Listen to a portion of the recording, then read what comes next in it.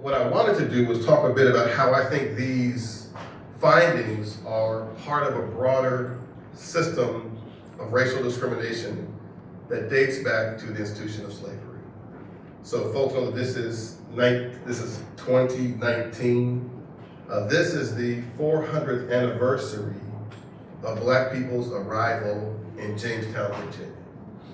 And historians say that Black folks actually came to this country sooner. Some say in the 1500s to Florida, but we know that in mid-August of 1619, about 20 or so Black folks made their way to Jamestown, Virginia. And it's interesting because 400 years later, New Jersey has some of the starkest racial disparities in the country. Those have been highlighted in the report today, focusing in part on Newark. But you see these throughout New Jersey. So New Jersey, as you all know well, is every year one of the wealthiest states in America. In New Jersey, the median net worth for New Jersey's white families is $309,000. Last year, it was $271,000. This year, the median net worth for New Jersey's white families is $309,000, and you know that there's a difference between income and worth. So worth is what happens when you run out of income and you can rely on your wealth. But there's a staggering and really shameful contrast when you look at Black and Latino families and their median net worth. For Latino families, the median net worth for them is $7,200. And for Black families, the median net wealth is $5,900. In one of the wealthiest states in America, we have incredible prosperity alongside really punishing poverty. And the report talks a good bit about the youth justice system. You know, you don't have to go to the southern border of the United States to perceive a situation where Black and brown kids are torn from their families and caged. You see, that happens right here in New Jersey at staggering rates. New Jersey is a state that in the last 10 years has reduced its overall prison population, the adult prison population, youth justice prison population, by 50%. Significant reduction in the overall prison population. But even as the prison population has fallen by 50%, racial disparities have exploded, so that today, New Jersey leads the country in having the highest Black to white adult and youth incarceration disparity rate. For adults, it's 12 to 1. For young people, young Black kids, it's 30 to 1, which is to say, put differently, that a Black child in New Jersey is 30 times more likely to be incarcerated than a white child, even though research shows that Black and white kids commit most offenses at about the same rate. And New Jersey spends an extraordinary amount of money in this failed experiment. 2 years ago, New Jersey spent $250,000 to incarcerate each child in prison. In this year's budget, just released by the governor, New Jersey will spend $290,000 to incarcerate each child. Can you imagine what you could do were you to invest $290,000 each year in the life of a young person? And so these things we grapple with really are structural challenges that go back to the very founding of the institution of slavery. Before the conversation began, I had a chance to talk to our moderators who will talk to our fancy guests, the mayor who's just arrived, our superintendent, and Aisha Glover from the Newark Alliance. And I asked Dionysus, you know, in light of sort of where we are in this moment, can you offer for me a word that sort of captures how you feel now? And he talked a bit about how the report offers some really sobering statistics, a very difficult reality, but he said, I think about those things and I think about this word, which is growth. He said a couple of years ago, you couldn't have filled this room with these fancy folks to talk about us, young people. He said, I've been very inspired by the mayor's reference to certain cultures who greet each other by saying, how are the children? And so he says, I think about that in today's conversation. How are the children? And I think that for me, Dionysus August, a writer, a poet, a speaker, an inspirational person, someone who's seriously considering law school, isn't that right? I'm putting this out there in front of everybody, that the word that captures this moment for him is his growth. and Manuel Mejia, his co-moderator, when asked the same question, how do you feel about this particular moment in light of all that we see? Yes, the challenges, but also, yes, the opportunities. What captures this moment for you in a word? And he said, you know, for me, the word is exposure. Yes, exposure to the challenges, but also exposure to the opportunities in front of us, literally. And so I'm excited that this conversation is being led by young people, for young people, and about young people. And before I bring them up, I want to say that I'm excited that we are here today focusing on, yes, challenges, but also how do we face down those challenges with significant opportunities. And the My Brother's Keeper Newark initiative is overseen by a board of trustees that include me, that include Ron Talawizen from the Newark Trust, that include the mayor from the city, that include Prudential Foundation, and also includes Robert Clark, who is the founder of the Lee Charter School. Rob is also the founder of Youth Build Newark and of the OYN Opportunity Youth Network. And I'm excited to say that after meeting for about a year or so, My Brother's Keeper Newark will now be housed in OYN. Which is a significant move because so much of what OYN does, serving our young people, aligns so nicely with My Brother's Keeper's passion, vision, and purpose. So now I bring to you our heroes, Dionysus August, who's going to be going to law school very soon, and his co-moderator, Manuel Mejia.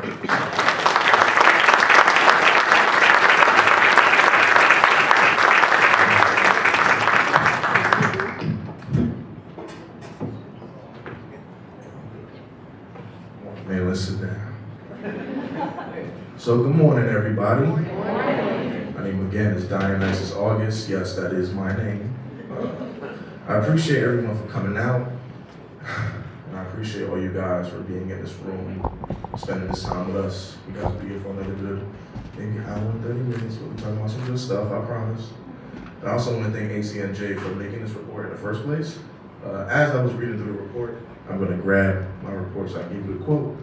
Something that struck out to me as a young man, especially as a young man that lives in this community. One of the key phrases in this report in the special section is knowing how to adapt quickly is key. From walking through neighborhoods to walking down school hallways, the threat of danger and violence at any moment made them feel that they needed to be ready to defend themselves. Kateem asked me how I felt about that statement, and it bothers me. And it bothers me because frequently young men have to forego stability to learn adaptability. So when we have to forego stability to learn adaptability, we forego a plethora of things that stop us. And when we have to learn adaptability to threats of violence, we have to learn adaptability to mistreatment of police, we have to learn adaptability to our incapability to be capable in class. That's a plethora of things that bother us frequently. So that's how I personally feel about one particular section, and it's something that I talk about frequently, dealing with mental health and a bunch of other things. But besides that, we are here today to talk with 3 amazing people in the city of Newark in positions of power, talking about this report that they can affect directly. And Manny, if you don't mind, please introducing our 3 great people to the stage. Hello, my name is Manuel Mejia. I go to school here. I'm not gonna waste any time having some long, drawn out introduction. You already know these people, you love them. They're doing some powerful stuff here. Our first speaker, our first member is Mr. Mayor Ross J. Baraka.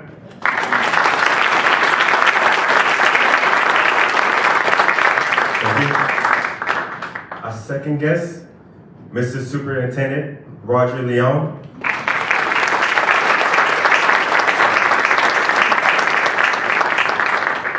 And last, but certainly not least, CEO and President of Newark Alliance, Ms. Alicia Glover. Thank you.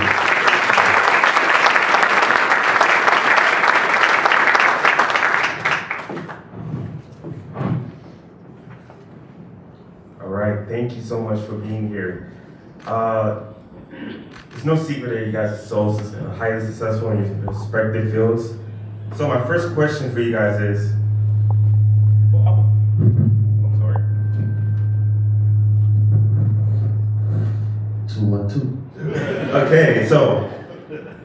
my first question for all you guys is, what was the one factor that you think made a difference for you that put you in the path to success?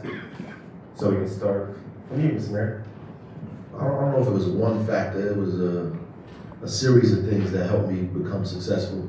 Obviously, my family, you know, my mother and father, the household that I grew up in.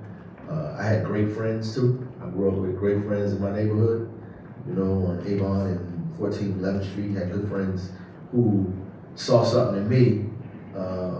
You know, so they helped me get along that path. And you know, some of the stuff I talk about publicly, some things is, you know, private discussion, but they helped me do the things that I needed to do without getting into trouble, right?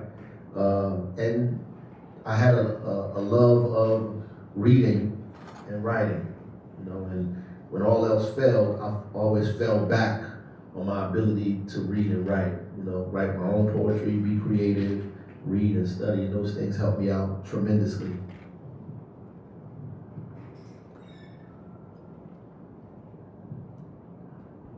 But I did see some of these questions earlier, and so I knew the first one was going to be like getting me to a point where emotionally would be tough. So my mom is my everything. She's just, oh my goodness. So she arrives in this country with my dad and my 3 older sisters not speaking English, of course. And you know, she raised my 3 older sisters and me after I was born, and after their divorce on welfare. And you know, when I started doing all of the work necessary for the application process for this position, you know, we knew certain things, but the whole idea that she was doing all of this with a $350 welfare check from since I was a 1.5 years until I turned 18, just, you know, speaks volumes about, you know, who she is, why she exists, and very important. You know, the idea that education is the way out was one of the things. Even though we're still living in the same apartment since I was 8 years old, the idea that it was about worrying about myself, but that wasn't enough.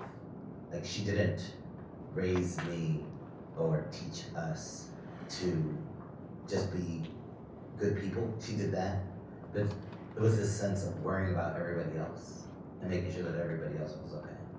And I'm grateful to her for that.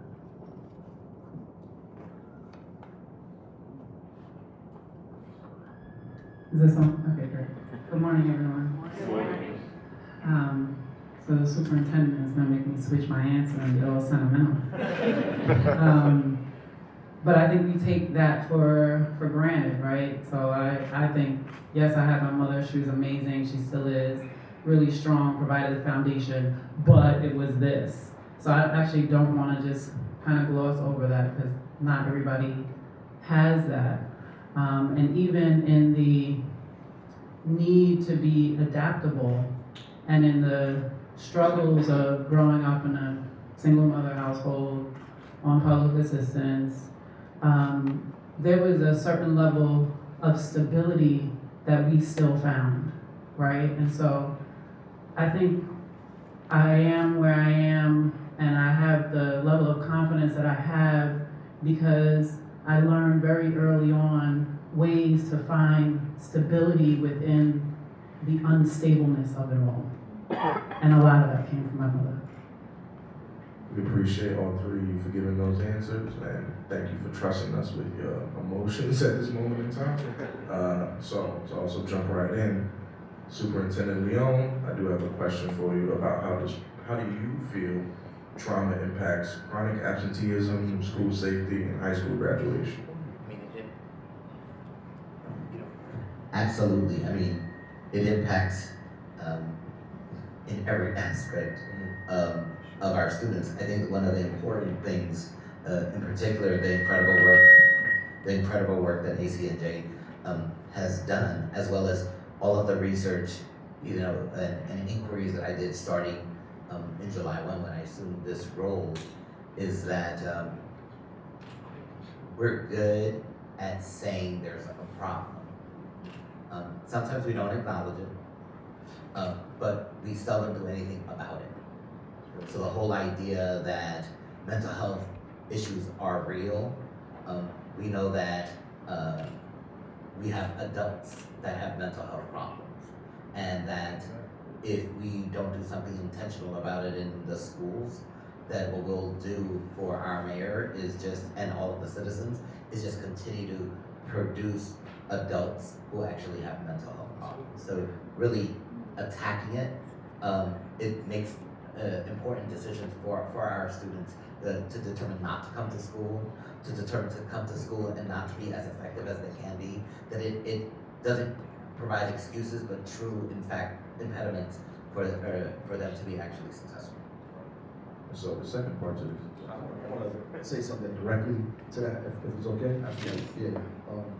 So, like, I know the DEA has a program now with us, and I always like to mention that because it's a great program, where they have to call the school and let them know when, some trauma has happened to a child over the weekend or after school or work after school. That's important, because when I was a principal, for example, there was a raid on, Academy Spires. We probably know Academy Spires. I'll take y'all over there. Academy Spires, and they arrested maybe like 20, 30 people, right? So these are people's parents. And so what you don't understand is that those kids have to go to school.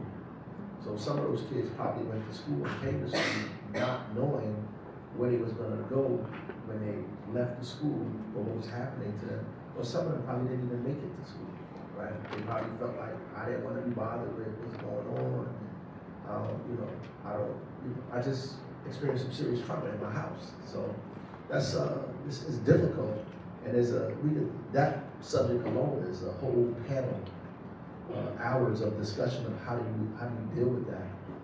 And what do we need to do in our schools and our city to make sure kids and young people are not victimized by incidents that happen that they had absolutely nothing to do with. so Mayor Ross, I really thank you for that, because that's a great segue into the second part of the question to Superintendent Leon. How are we working with teachers to deal with trauma in school? One of the interesting things that that I did on this, figuring out what is it that we currently do. So what we currently do is we have a videotape that our school counselors or social workers are supposed to sit at their computer, watch. It'll take about a half hour, and they get an indicator that they are now an expert in this topic. And then they may or may not have meetings with teachers. Now, we've been here our whole entire lives, right? So I didn't even know that this was a reality. And so they may or may not then turnkey that training to our staff. So how successful is that? Well, let's conclude that it isn't. So one of the first things that we did is actually partner with Rutgers and begin to do actual training for those first people who will be the ones that teachers actually turn to. So we've actually conducted a series of trainings. We already finished the second full day of it. That's an entire school day twice, where we've actually taken the folks that will either directly work with our students to eventually address these particular issues. That's the phase where we're in right now. Sometimes the student doesn't go to that school counselor. There is a teacher in that school. And then teacher, in my book, is defined differently. So teacher, by most definition, would be someone who's certified that actually has a certificate that says they are allowed to teach a particular subject to students. That's not how I see teacher in terms of this topic. Kids go to custodial workers, they go to security guards, they go to that secretary that's always on them. So it's about training everyone in the organization. I met with the great folks at the Street Academy, and we were talking about the work that they're doing. So we have people in the city that are doing work. Well, what we want to do is make sure that in partnerships, whatever trainings we're doing in the schools, things that we know are going to work, that we begin to provide assistance and support to anyone else who's out there doing work that isn't directly related to our staff. So part of what we're doing now is intensifying the support for the leads, and then actually making sure that everyone gets direct training as it relates to that. That it's just not teacher in the classroom, it's teacher in the classroom, and then everyone who's a support at the school. All right, thank you for that. I do understand the value of having like a teacher that you can confide in to be able to have a relationship with. When I was in school, like I try to have a relationship with everyone because you're in school for every day for 4 years in high school. So it's important to establish some kind of like mutual understanding, especially like the other employees such as janitors and cafeteria workers. But it's also important to keep in mind that the impact of drama does not just happen to students in school. Other pressures that happen to young people are the feeling of how am I going to be able to support myself. So, Miss Alicia Glover, sorry. What is innovative about North's approach to growing jobs and economic activities to benefit young men in the long term? So thank you for that question, and I think first and foremost, I pushed back a little bit with Kasim and then very quickly with Ryan because I'm usually on economic development panels and talking about jobs and growth and opportunities in the city, and I was like, Kasim, I don't know, this is like a little outside my wheelhouse. He's like, no, it's not. And he reminded me specifically of other things I've said on other panels, and Ryan corrected me this morning, and I think the innovation comes with a level of understanding of we cannot continue to work in silos. This is one city, we're all pushing towards the same goal, and it's not okay, education is over here, youth is over here, health is over here, economic development is over here. And even though I like to believe that I lead with that and I think that way and keep that very much front of mind in the work, I still compartmentalize it, right? So thank you for that reminder. And I say that to say there are very specific programs that are underway and efforts that are underway to drive economic development and drive economic activity and investment to the city. There's over $4.7 billion of development underway. The mayor launched a charge to hire 2,020 residents by the year 2020. We have very specific workforce training and development programs. But when I look at our portal of 600 plus people that are trying to access jobs, over a third are youth. And so we have to be, and we have started to be very intentional about our partnerships. I see NCLC in the audience, NCI, Brave and Opportunity Youth. We have started to think very purposefully about the types of partnerships and relationships that we have, so that when we're feeding our talent pool with youth from around the city, to make sure that we're then finding them opportunities within all these large corporations and anchor institutions around the city. One other trend that we've started to see is that folks are hiring, the corporations and anchor institutions are hiring at a higher rate youth than they are adults. And it's a tremendous opportunity for us to say, how do we continue to push that? And they're starting with internships mostly, and interns to hire, and that's the easiest way for them to kind of onboard. And there are some corporations that start kind of at freshman year of high school and then trying to work with youth to really think about how they're developing their pipeline. So one of the reasons why I chose to move over to the Alliance is to really harness the power and the potential on the corporate and anchor side. We're all in this city, we all feel like it's kind of corporations and anchors over there and then everybody else over here, right? And so really trying to work to bridge that, so that way they see the value of the talent that's right here, and that we can really think a lot more holistically about how we're growing economically and how we're investing in the city, and that clearly includes investing in the city. One of the interesting things, if I may, that we've allowed in the school system and the philosophy that had existed here, that worked for us. Because if this group is doing this issue here, and that group is doing that issue there, and the others are doing that,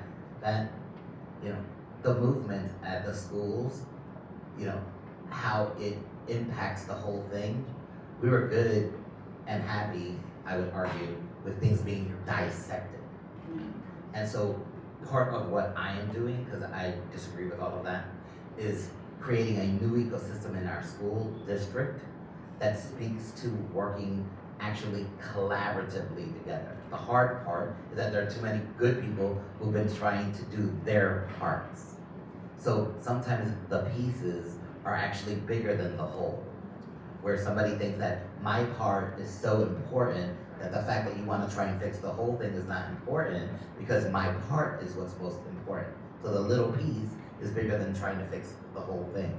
Where in fact, what I'm doing is saying there's a big piece and that your part is critical towards its success, but your piece over here isn't where I need it. I need it here. So ultimately, the whole idea about where the economic aspect of this work, the mayor and I just finished leaving with Senator Ruiz, and she talks about education as an economic issue. That we know if we do a better job in schools and provide opportunities while you are in school, that's actually going to change the actual status of whatever our community eventually is poised to become. Excellent. Thank you guys for that again, especially Ms. Glover. Thank you for coming out of your wheelbarrow and still showcasing your knowledge. Man Ross, I'm around you very frequently, so to speak. I always enjoy the fact I get to hear you speak, especially speak your mind, especially in the men's meetings where you give us as much knowledge as you can in such a short amount of time of the men's meetings. So while I may know your answer to this question, I'm still going to ask it so the audience can know the answer to this question. Why is it important that the city of Newark addresses trauma and becomes trauma-informed? If you don't know what trauma-informed is, it is being aware of the after effects of trauma. Why is it that Newark address trauma, be trauma-informed, and what is being done to help young people? So, thank you for that. I mean, one, we have to be we got to be very intentional and deliberate about what we're doing and what we're saying. I got a lot of pushback, not a lot, let me change that. Got a little pushback, a couple of whispers about my focus at the State of the City on black and brown boys, mostly. And I did that very deliberately, because in order to fix what's happening, you have to actually address what these issues are. I think we've been afraid to say what's actually happening, not only just in Newark, but around the country, to circumvent the success of a particular group of people in this country for hundreds of years, right? And so at some point we have to fix it, right? And I just called a meeting with all of the organizations in the city that do alternative police strategies to reduce crime and violence, that deal with trauma, from Opportunity Youth Network to Newark Anti-Violence Coalition to Newark Street Academy, everybody together, so we can have a kind of MOU, if you will, a collective to deal with these problems head on and straight ahead. And I started by introducing them to my trauma, because I have learned and grown to live with trauma that I have experienced being a black man in Newark, right? And so the trauma that I have undergone, it started that off, somebody after the meeting was like, wow, but I said everybody can go around and say similar things, right? And from me witnessing people killed, from me being stopped by the police, me almost being strip searched, and then the political aspect of it, because my mother and father, watching my father be beat by the police, pulled out of the car, all the kind of things that has happened to my life, to me. And you grew up with this trauma and you do not identify it, you do not address it. So our young people grew up with the same level of trauma, and it needs to be addressed. We can't expect people to advance and succeed at the expectations that we want them to, and we do not address the trauma that they're dealing with in their lives. And some people have grown accustomed to dealing with trauma. In fact, we've taken the trauma and have romanticized it, flipped it on its head, and made it feel like because we went through this trauma, that it somehow made us stronger, and not understanding that the trauma we went through made us weaker. That is actually a sickness and a disease that we have to address. So we took the sickness and we took the disease just like we took pig guts and made it chitlins, you know what I mean? So we took it and we flipped it on his head and turned it into something romantic when really it's death, right? It's killing us. And so we have to address it straight ahead in all of our institutions, school, hospitals, whatever institution you have to address this trauma, or else we'll never witness the success that we need to witness in these communities. We got young boys walking around here thinking because they've experienced this kind of trauma that somehow it makes them hard, right? But it really makes you weak, right? It's weakened and stop your ability to grow. So that's why we need to address it. And the city is trying to do a myriad of different things to address trauma collectively by creating alternative systems that speak to trauma right in its face, and not try to color it as something else or pretend it doesn't exist. And so we do that, right on.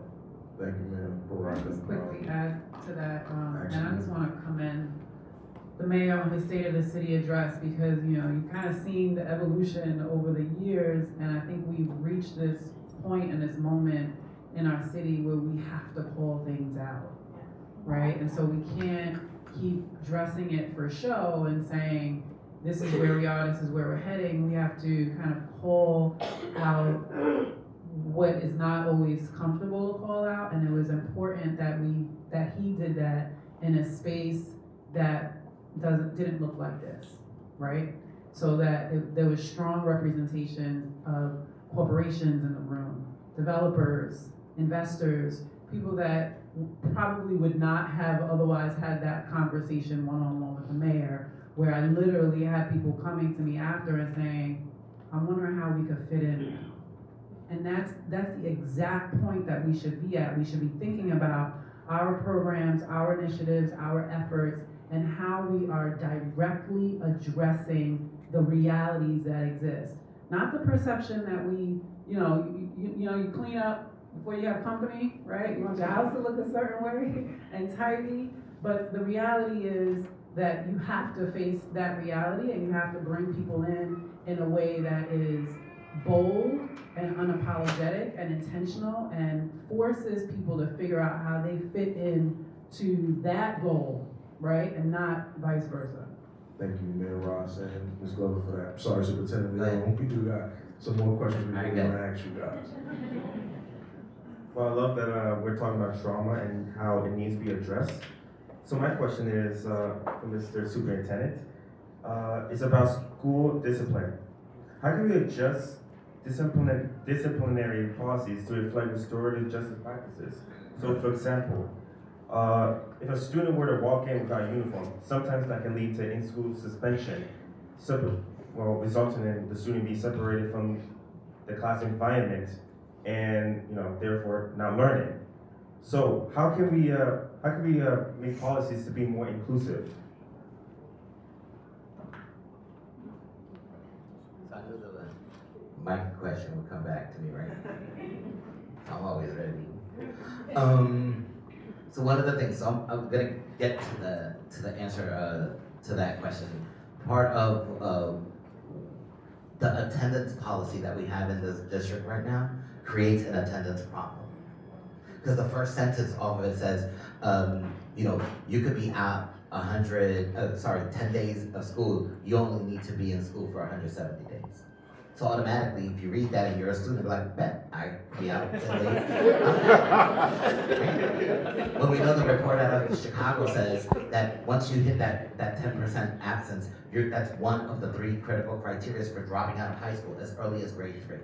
So we have 3rd graders who, if they actually read that and saw, oh, I can be out, or their parents, I could actually be out of school that many times, they're not aware, nor does the policy say, yeah, if you do that, you're actually in risk of dropping out. As it relates to the discipline policy, the same thing holds true. The discipline policy doesn't say, oh, if you commit an offense, you have to be suspended from school. Like, for example, we know for a fact, and this occurred years ago, I'm not saying that it's not occurring today, but I know it did occur years ago, where students were late to school. They were like, oh, you're late. You can't come in. The whole idea that you're not wearing your uniform, Well, we actually want students wearing their uniforms, right? So ultimately, we actually want students in school. Oh, actually, we want students in class. Actually, we want students with an awesome teacher that's actually gonna help them learn. That's really what we want. So once we get kids in school, the task of educating them is the most difficult thing. The work that teachers do is really, really hard. But ultimately, the policies that we have, and in particular the discipline policy, would enable us to allow a kid now to be out from school. So you're out from school because you have a problem, you're out from school because you were sick, well, you could actually be out from school because of school.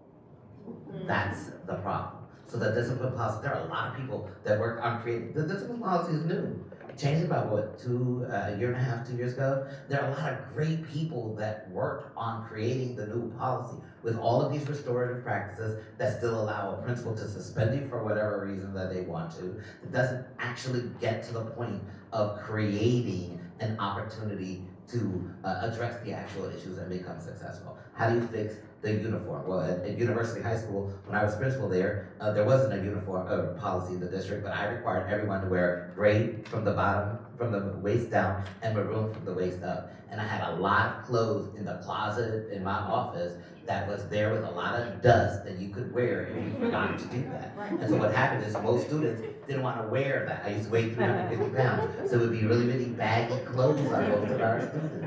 I'm not 350. But the whole you have options. In life, you have options. And at that school, the option was to do what I say. Now, you can do what you want, then you go to the class and get some big clothes. What's important, see how many eyes are in here? Whenever an infraction occurs, we need people to actually say that something is wrong.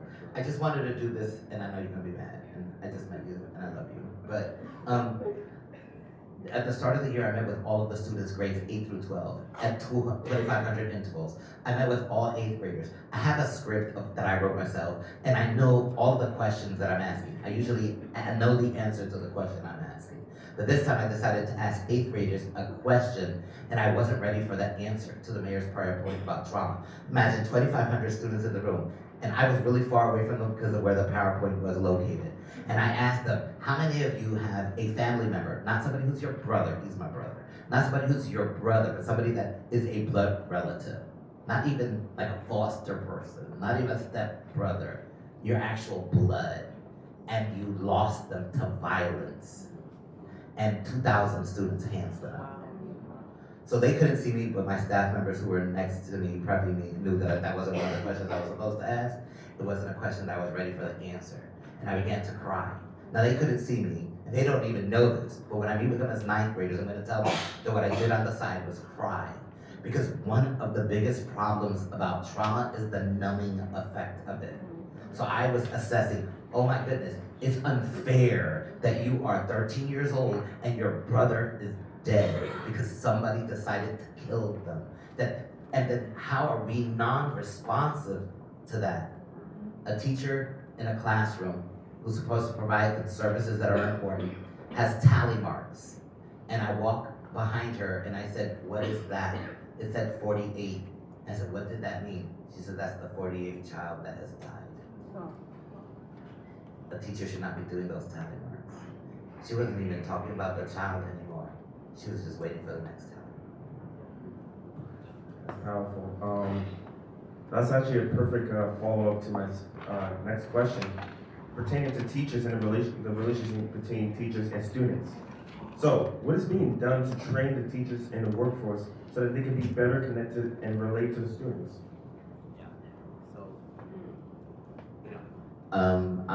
I was tough on my students, and I'm definitely tough on my teachers, and now in this role, tough on my principals. So we probably get a good F- in this area.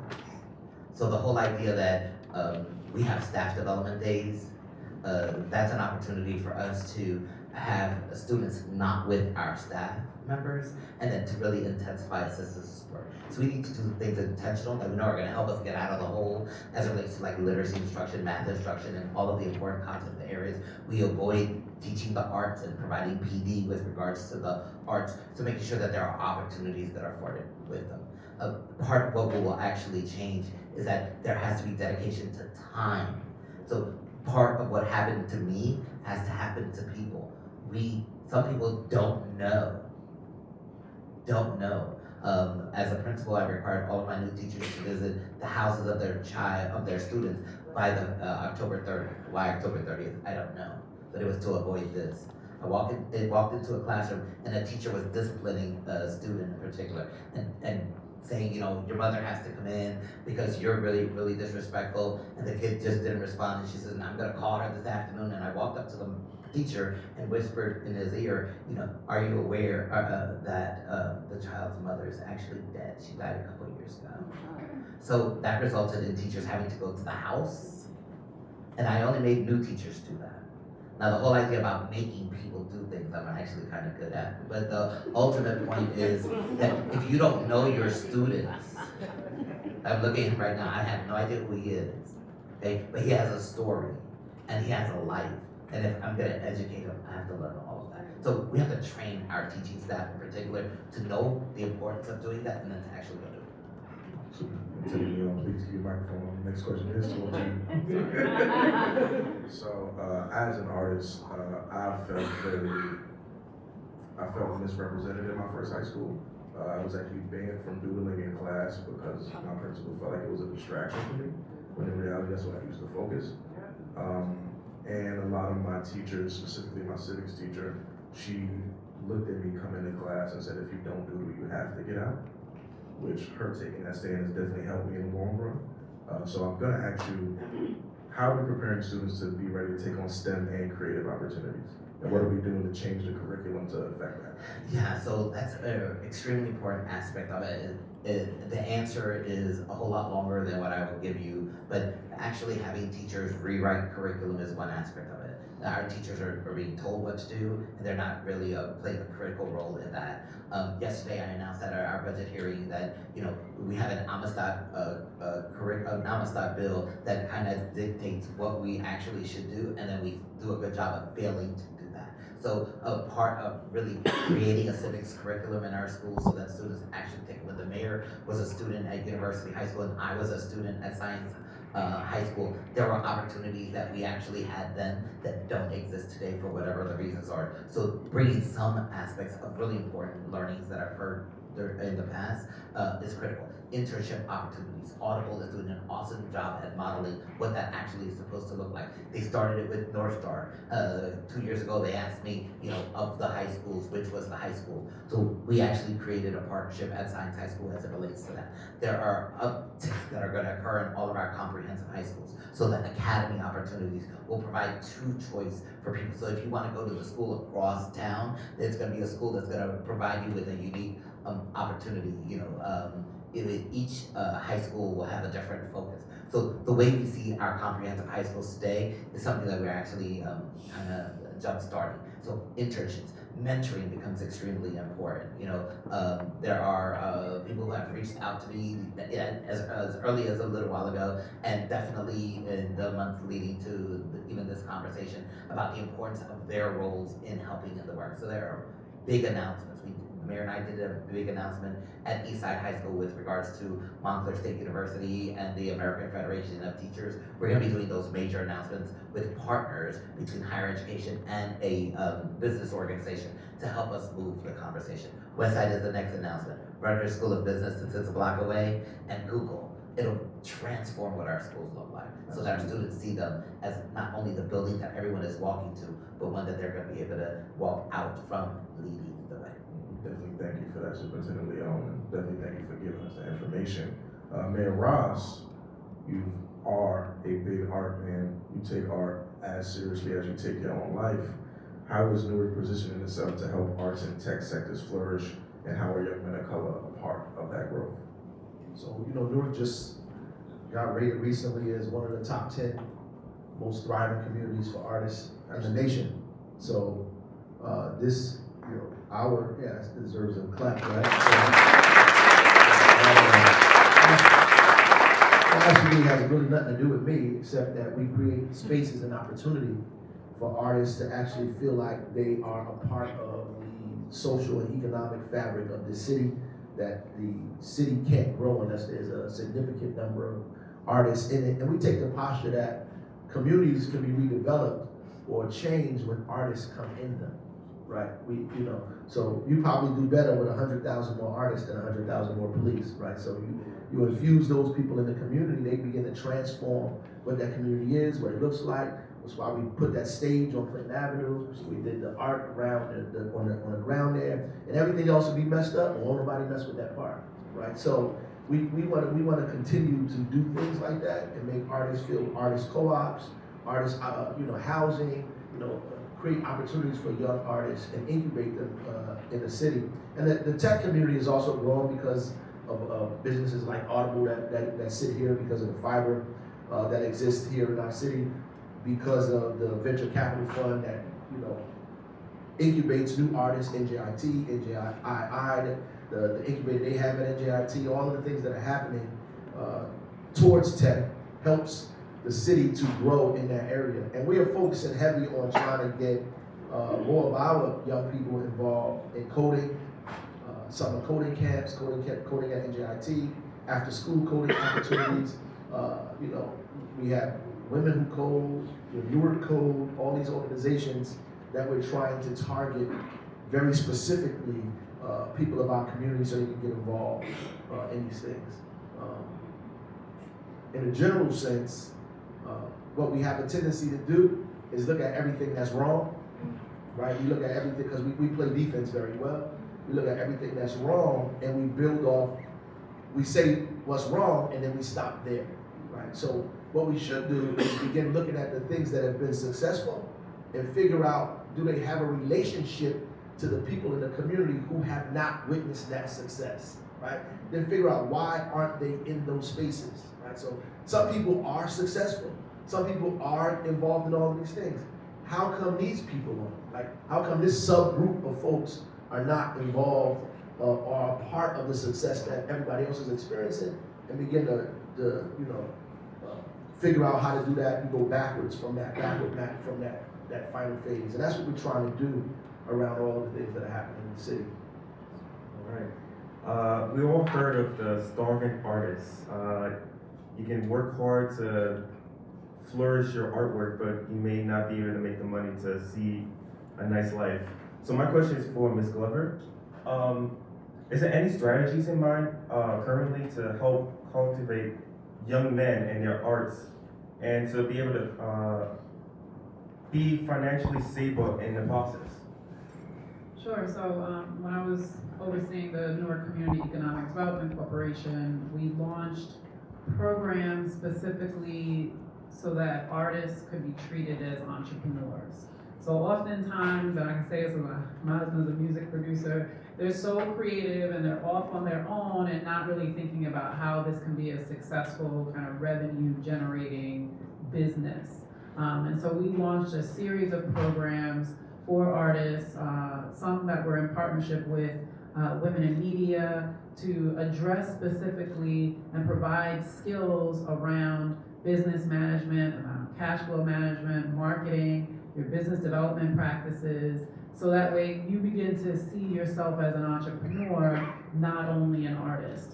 So that was one very kind of clear initiative that was, and still continues to be underway. Another thing that we're currently looking at is, as you know, there's this kind of boom going on in the city, but then there's still empty retail space, right? You still walk around and still see plenty of vacancy, even downtown. And so working very closely with property owners and developers to open up those spaces as pop-up shops, as pop-up galleries and locations. So one, Newark Arts Council is working very closely on right now on Raymond Boulevard, on Raymond and Broad. We've looked at other locations on Park Place. So this is kind of, again, the bridging of both worlds, right? We know that there's this economic development and activity going on, but then we know there's also this need to create space, to create safe spaces, affordable space, and access for people that would not otherwise gain access. And so, again, just trying to be very deliberate about how we're bridging those two worlds. Some of that is specifically around programs, and some of it is in opportunities related to real estate. Thank you for that. And we do have a few more questions and a few more answers, hopefully. We'll try to get through this as fast as we can because we want to make sure all of people's questions are answered. So Ms. Glover, back to you again. How are you working with companies to connect young people to jobs in those areas, especially like those creative ideas in creative areas? So a few ways. One specifically is around workforce development. So anyone can go onto the newark2020.com platform to register and enroll and kind of get in the pipeline so that way we can begin to make some of those matches. We also provide direct training programs. For example, we partner with PSENG, we partner with New Community Corporation, Perscolas, which is about to open in on Broad Street for tech training. They're actually specifically targeting disconnected youth, so between the ages of 18 and 24, 25-ish. And their focus around cybersecurity. When you graduate from that program, what they've done very in a very savvy way is to establish the relationships with the corporations on the front end, so that way you're not just training for the sake of training, but you're training towards a placement. And so we've helped facilitate a lot of those introductions as well. We have already both job orders and training programs that are about to launch. So those are just a couple of examples. All right. Back to Mrs. Superintendent. Question we have is, what are we doing to be more representative of classrooms, more people of color, and more people to relate to students? Well, I mean, one of the things that you will see on McCarter Highway soon will be a posting of just job opportunities in Newark on the leadership front as well as on the actual teaching front. So we're gonna have vacancies and we need the very, very best to be applying. We have a lot of good teachers right now in our city. We actually have a lot of really good principals. I don't need any more of those. I actually need great people to assume these jobs. So the fact that I don't really care what the person actually looks like. If they are the greatest possible employee, I want them. I know for a fact that I have students that have graduated from the school where I was principal that have not had the opportunity, and one of them in particular, black male, graduated from college, was an incredible basketball player, has a degree in mathematics, has a degree in a certificate in special education, applied to Newark about 3 years ago, and did not get the job. Because obviously we don't need a black male math special ed certified graduate from college, right? So the whole idea that I'm assuming this role doesn't mean that everything will be perfect once, but everything will get perfect at a certain point in time. So the whole idea that we need to just make sure that all of the opportunities people are aware of and seeking Newark as an option to work. We will make sure that the actual employment contracts that we provide folks are one that will actually result in great people coming to our city. So, quickly, we have questions from the audience. You can go through it quickly. One of the questions is, how can we improve the crime rate in Newark? Man. Well, every year the crime rate has been improving, so thank God for that. I mean, we have had historic lows in the city for the last 2 years. I mean, 50-year low in homicides, all of the shootings are down, carjacks are down 85%, right? Doesn't mean that we don't have any problems. Crime is intractable in the city as long as you have poverty and all these other issues, these social determinants, you're gonna have crime and violence in the city. What we have been able to do is find ways to decrease it by focusing on areas that are high in violence and crime.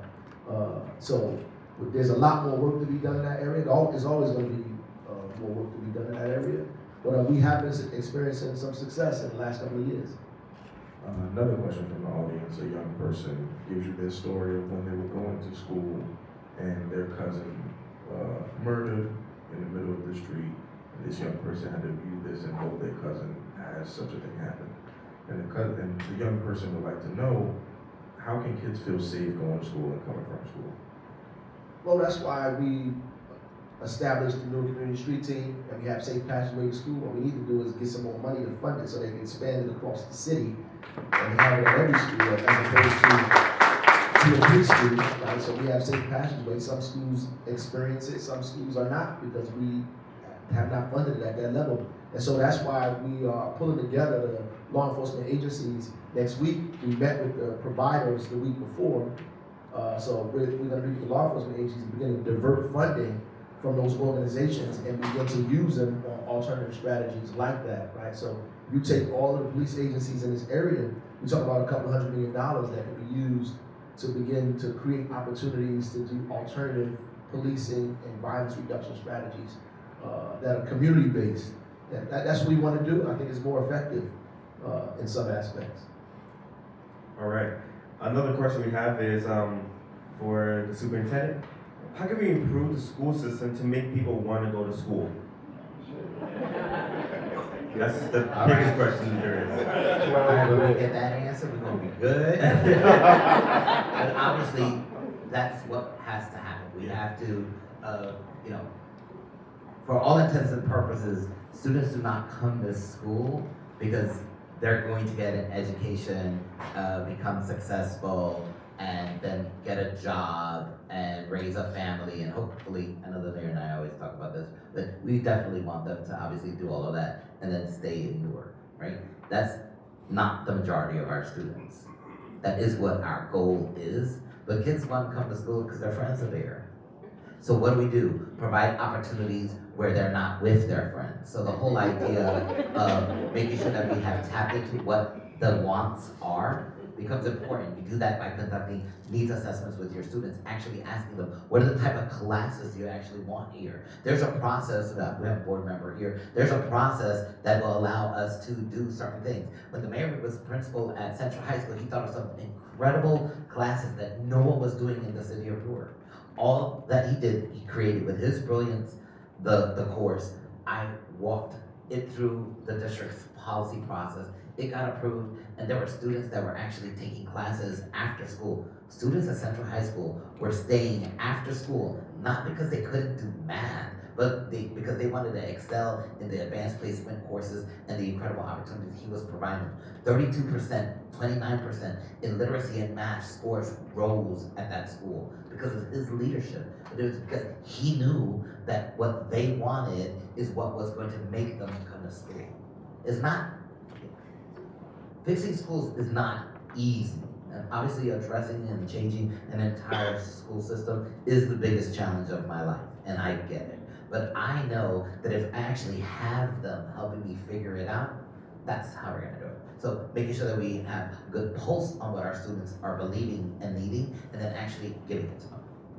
Thank you for that. We're going to ask for a time check so we can see how many more questions we have. You do one more and then we'll last question. One more, got you. So this question I've been kind of dying to ask, so to speak.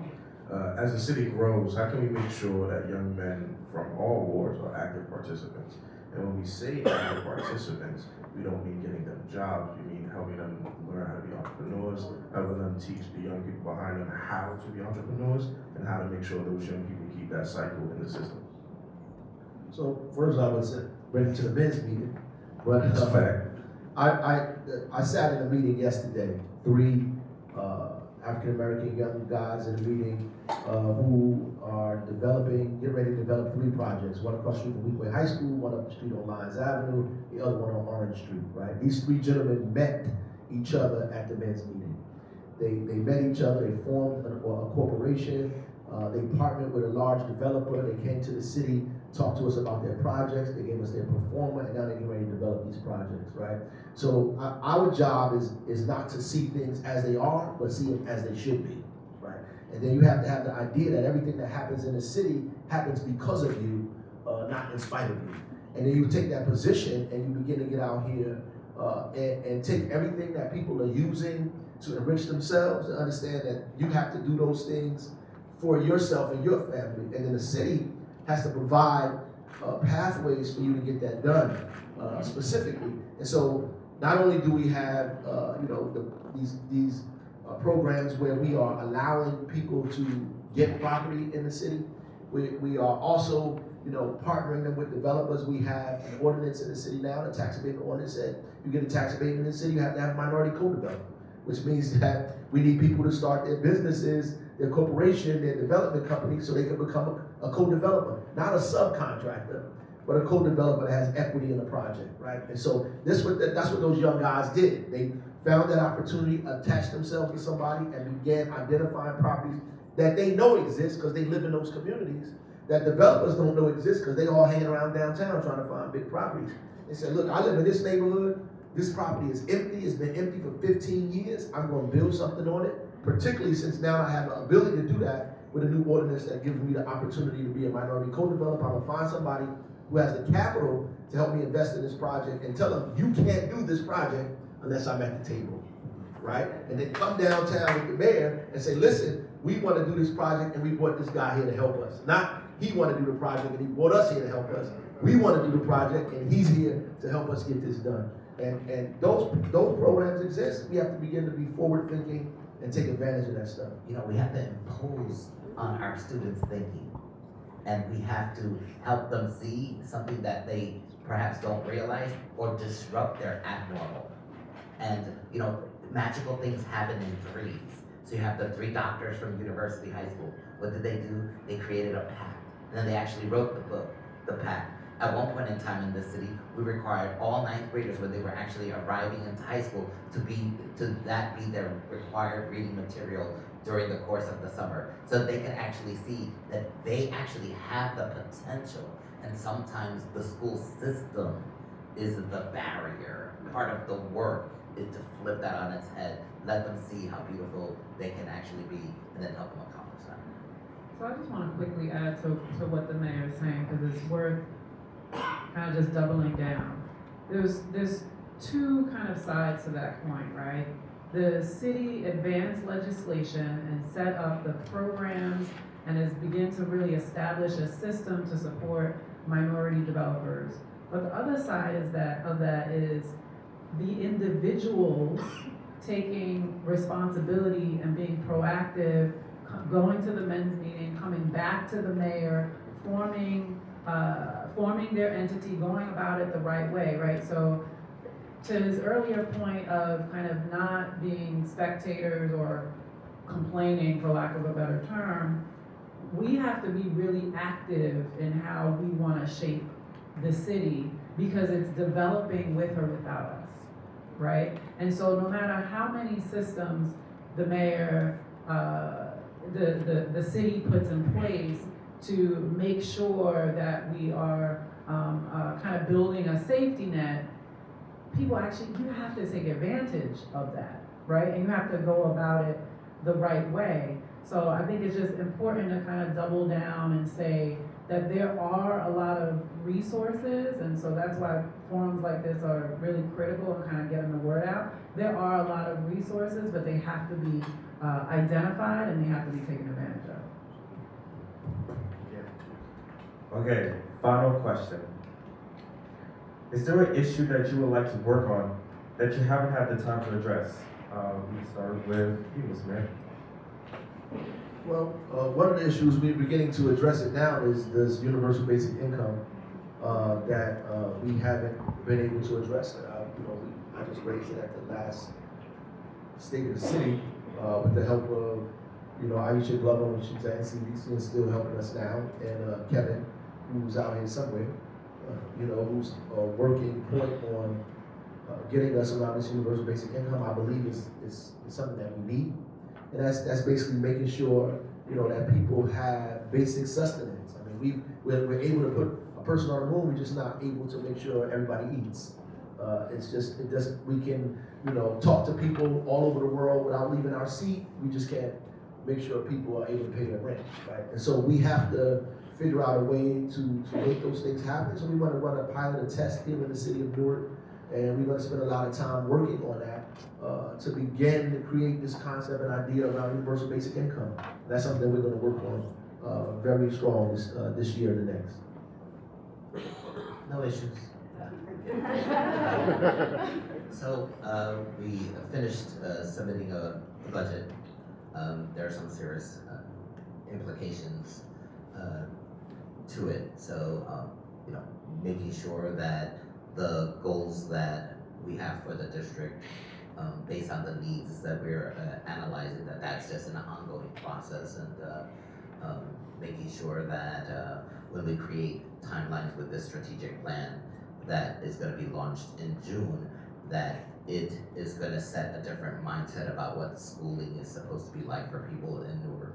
And it's going to lead to what is a 10-year strategic plan. We're good at saying, here's a problem and here's the answer, but we are going to model how great we can be when we think about a whole entire a decade, and be able to say, we can plan for it and accomplish the goals that we have for it. And in the process, just managing expectations, just on a personal level. That's one of the issues that I am, you know, constantly being reminded that everyone has a very important issue, but everyone's important issue is not necessarily going to be resolved today. So I think I can say this because I'm only a few months into my new job, which is, I think helping to close that gap between the corporate and anchored community and the residential community, so it doesn't feel so disconnected, and there's some real dollars behind it, there's some real investment. We can give you a bunch of examples of kind of model corporations or anchor institutions that have good programs, but it's quite honestly just very fragmented. How do we really leverage that in a way that we all feel like we're in and of Newark? And this is not, to your point, just a job, but it feels like we're growing together. So I go to sleep thinking about that every day. I wake up thinking about it every day. What are some specific programs, specific initiatives? Sometimes that's just a feeling and getting buy-in from someone new that's like, oh, okay, I get it.